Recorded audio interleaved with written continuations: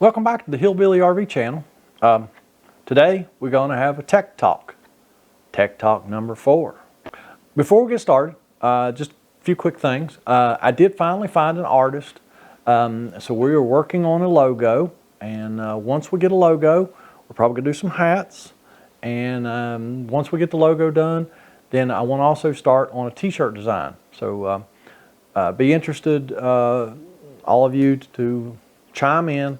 Let me know, would you actually be interested in buying any of my merch? Of course, you haven't seen it yet. I got a really cool idea for a shirt. I hope it works out as well on a shirt as it does in my head. I know, scary thought, right? Anything that goes around this head's scary. But I'm really hoping that these turn out well, and I'm hoping it's something that you guys and you gals will be interested in buying. So yeah, before we get started on the tech talk, just a quick joke.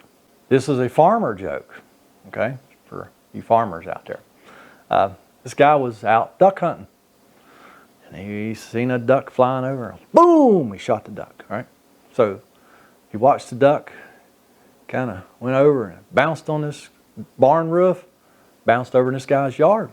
He's like, man, I gotta go get my duck. So he goes over, he kind of sneaks over in the guy's yard. He just reaches over to pick up the duck.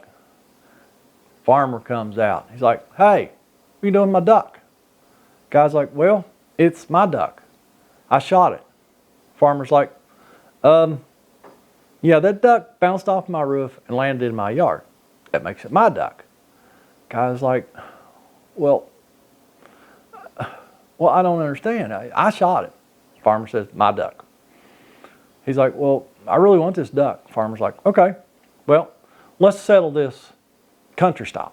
So the hunter goes, okay, what's country style? So the farmer says, we're going to kick each other in the groin until one of us gives up. The one that doesn't give up gets the duck. Well, this hunter, he really wanted that duck. So he's like, okay, all right, we'll settle country style. He's like, how's this work? He's like, well, so the farmer says, well, you're in my yard, so I'm going to go first. So I am going to kick you in the groin. So the guy goes, okay. So the farmer hauls off, kicks this guy in the groin really hard. He falls down. He is moaning and he is groaning for the next 20 minutes. He just rolled around on the ground. Finally, he staggers to his feet and he goes, okay, all right, now it's my turn. The farmer goes, nah, I don't want the duck. Turns around and walks back in the house. So that's my joke for the day. I can't take credit for that. The great Buddy Hackett told that on the Tonight Show with Johnny Carson many years ago. I saw it on YouTube last night. I thought it was cute. I hope you do too. Don't expect too many jokes. I don't tell jokes very well, but yeah, thought I'd give it a shot. So this tech talk, what are we going to talk about? We're going to talk about a couple things that have popped up here real recently. And right now in our area, a big thing is air conditioning. Because it has, I mean, the last couple of days it's been pretty cool and no humidity. But it has already been, this is the 3rd week of June. And it has already been super hot and super muggy here. A lot of humidity. So we've got a lot of air conditioner problems.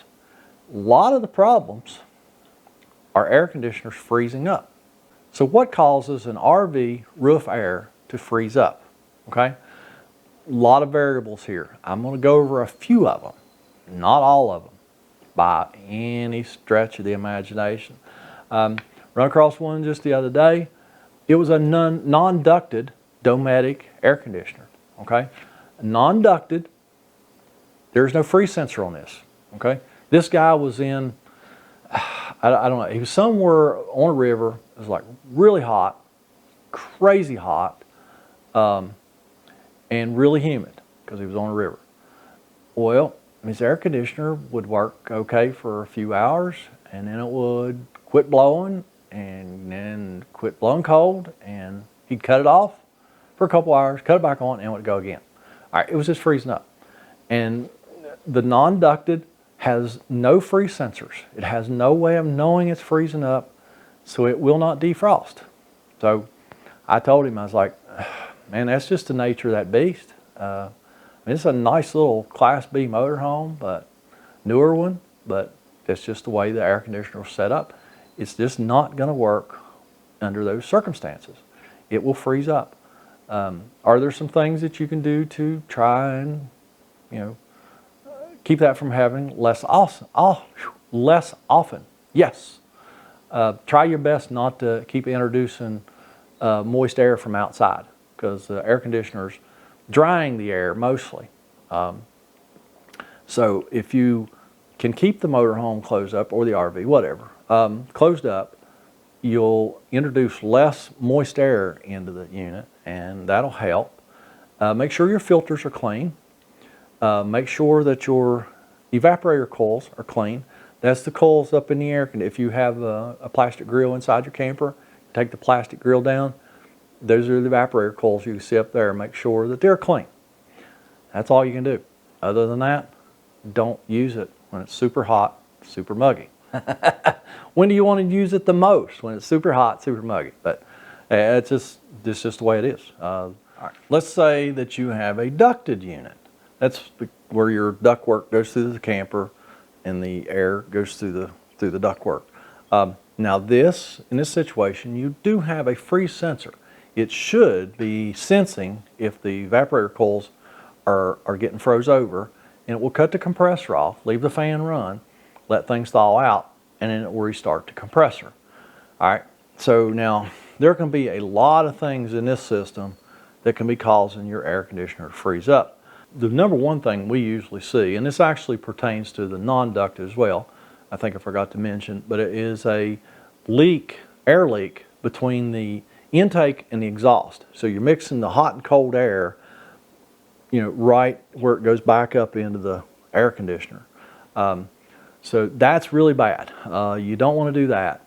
So make sure you have no air leaks between either side. It's kind of hard if you're not really experienced. If you're really experienced, you can kind of put your hand up there and feel that air's flowing the wrong direction, or it's somewhere it doesn't belong. But yeah, a lot of times you can just visually see this. Like, look up in there and you go, well, hey, there's a space there where I need some aluminum tape or something to keep the air separated. So that's one of the main things that we see.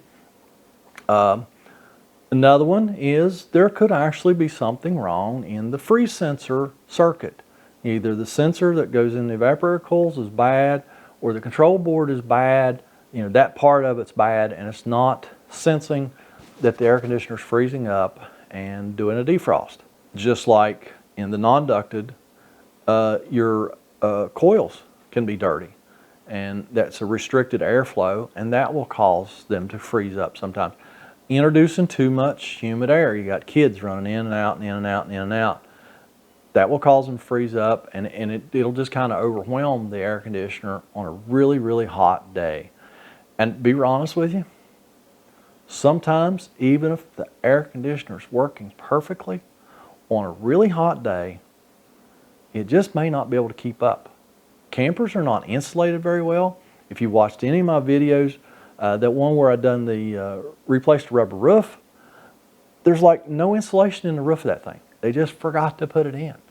And this is not the first time I've seen that. It's just the first time I've got it on video. These things, they're not insulated very well. At very best, you might have 1.5 inches, 2 inches insulation in a lot of campers. It's just not a lot of insulation. Nothing close to what you got in your home. So sometimes these air conditioners just can be completely overwhelmed. Another thing that will cause them to freeze up, and I can't honestly tell you I've actually seen this, but I've been told by air conditioner techs that if the Freon level is too high or too low, it will cause them to freeze up.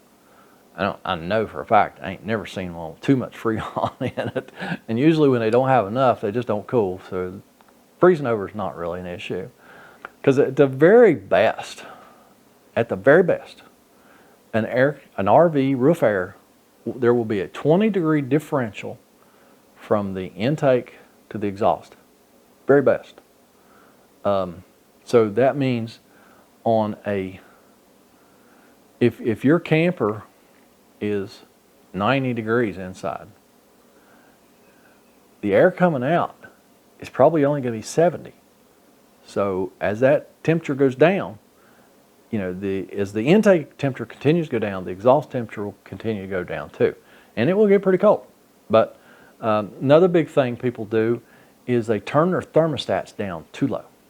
Don't do that. Don't be that guy.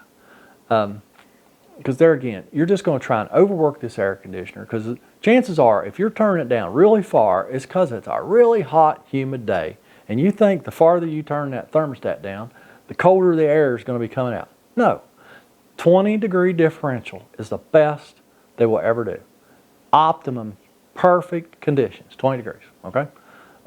So don't never turn your thermostat below 68. It just ain't gonna work. It just plain old ain't gonna work. So yeah, that's I think that's all I got on air conditioners. I'm sure I forgot some stuff. I'm sure that someone will go down these comments and they'll leave me a comment, let me know what I forgot, how's the proper way to do it, and all that. So yeah, just go down there and leave me a comment. The second part of Tech Talk number 4 is oh, this is a good one here. Leveling systems. To be more exact, auto level systems in West Virginia. Don't do it. We've got this one campground. It's only got 2 spots, 2 RV spots in it. I went down there the other day because some people moved in there with a motorhome, had a hydraulic leveling system on it. I don't remember which brand. It doesn't matter. Hit the auto level. All right, this campground, this spots for these RV spots are like this. Well, one end completely extended all the way. Boom, quits working. They got hydraulic slides too. So now, not only is the motorhome not level, they can't get the slides out. It's not one of these motorhomes that's real friendly to use with the slides in. So they're, I don't know how long, maybe a day or two before they called me.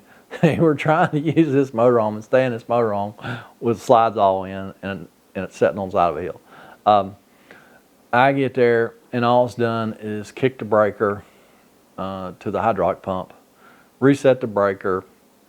I use the manual level to get it almost level. It's too unlevel there to try and level a motorhome. I got it pretty level, within a half a bubble on my level, end to end, got it side to side, got the rooms out. They're happy. When they get ready to leave later this week, they should be able to run rooms in, auto retract everything, and it should be fine. Funny thing was, the exact same day, another person moved in beside them in a motorhome, did the exact same thing. Auto level, kicked his breaker, because the funny thing was, when we backed in there to work on the one motorhome, the neighbor come running over and he said, I had the exact same problem. I just found out what it was. I kicked the breaker, and now mine works fine. So I was like, great. So we went and did the exact same thing to the other customer that called. And the funny thing is, I think that's the 3rd or 4th one of those I've done there at that campground this year, probably in the last 3 months. But it is kind of a typical problem we see here in West Virginia. You know, I get a couple calls a month. You know, hey, I pulled in my spot in this campground. Even campground, our campgrounds are still like that. Pulled in the campground, backed in my spot, hit auto level. One end went real high, and now nothing works. It's because your hydraulic pump probably doesn't have power. Now, I did have one of these this summer that it actually burnt the motor up on the hydraulic pump. We had to order the guy a motor. So I don't know. You know, you never really know. You figure when you get these calls, it's probably going to be a breaker kick, but you never know. Could be a bad motor. Could be a bad solenoid. You know, it could be a lot of different things. So you never really totally know. But yeah, we get this call a lot. So I'm pretty sure just about all the manufacturers of leveling systems will tell you They won't really tell you, but somewhere in the fine print, it'll say that your RV has to be level before you ever hit auto level. And I don't even think, you know, if you pull your RV up on blocks and basically leveled on blocks, I don't know, it's still kind of iffy. Because sometimes the jacks might have to extend too far. Yeah, you've backed the wheels up on blocks, you got the RV basically level, but your hydraulic cylinders, or your electric ones even, same deal, have to overextend. And when they overextend, they don't like that. Something's going to give. It's going to kick a breaker somewhere. It might burn up a motor. But something's going to happen if they overextend too far. So, so the best advice in West Virginia, auto level, no, don't do it. If you're in Florida, I think it'd be okay. But there's not a level spot in West Virginia, so just don't do it.